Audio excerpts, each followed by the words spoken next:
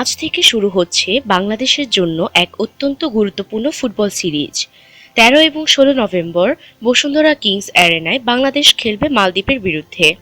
এই ম্যাচ দুটি শুধু একটি জয় নয়, বরং বাংলাদেশের পরবর্তী ফুটবল যাত্রার জন্য অত্যন্ত গুরুত্বপূর্ণ হয়ে দাঁড়িয়েছে।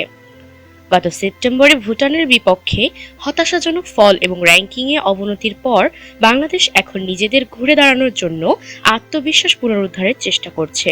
বিশেষ করে এশিয়ান কাপ কোয়ালিফায়ারের আগের এই সময়টি তাদের জন্য একটি গুরুত্বপূর্ণ মাইলফলক হতে পারে। এটি বাংলাদেশের জন্য একটি শেষ সুযোগ হতে পারে, কারণ তাদের বিশ্ব ফুটবলে অবস্থান নির্ভর করবে এই ম্যাচগুলোর ফলাফলের উপর। ফিফা র্যাঙ্কিংয়ের ভবিষ্যৎ সাফল্যের জন্য এই দুটি ম্যাচ অত্যন্ত গুরুত্বপূর্ণ।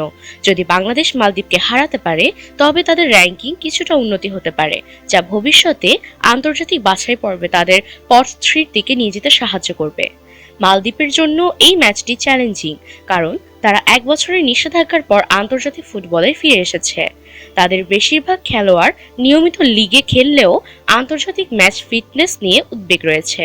তবে তাদের দল বেশ শক্তিশালী এবং অভিজ্ঞ, বিশেষ করে আলী সুইজাইন, আলী ফাসির এবং ইব্রাহিম মাহমুদের মতো খেলোয়াড়রা রয়েছেন, যারা দলের শক্তি বাড়াতে সক্ষম।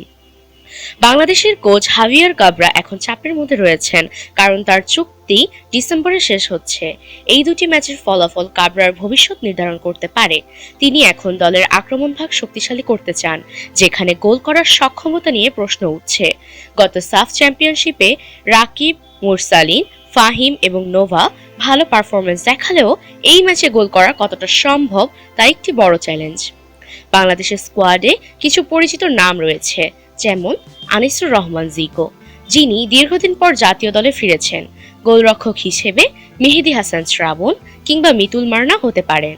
জামাল ভুঁইয়া, সোহেল রানা এবং কাজেম শাহ মিডফিল্ডে গুরুত্বপূর্ণ ভূমিকা পালন করবেন।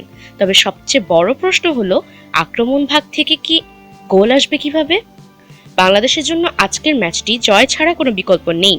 মালদ্বীপকে হারাতে পারলে ফিফা র্যাঙ্কিংয়ে তাদের অবস্থান উন্নত হবে এবং ভবিষ্যতে কোয়ালিফায়ার পর্বের জন্য পট 3-তে যাওয়ার সম্ভাবনা তৈরি হবে। অন্যদিকে মালদ্বীপের জন্য একটি বড় সুযোগ হতে পারে নিজেদের ঘুরে দাঁড়ানোর, তবে বাংলাদেশ তাদের পক্ষে মাঠে সবকিছু পাল্টে দিতে প্রস্তুত। আজকের ম্যাচটির জন্য সবার চোখ থাকবে।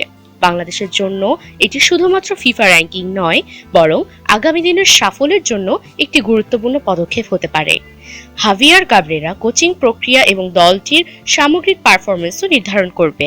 এটি একটি অধ্যায়ের শেষ হতে পারে বা বাংলাদেশের ফুটবলের নতুন অধ্যায়ের সূচনা।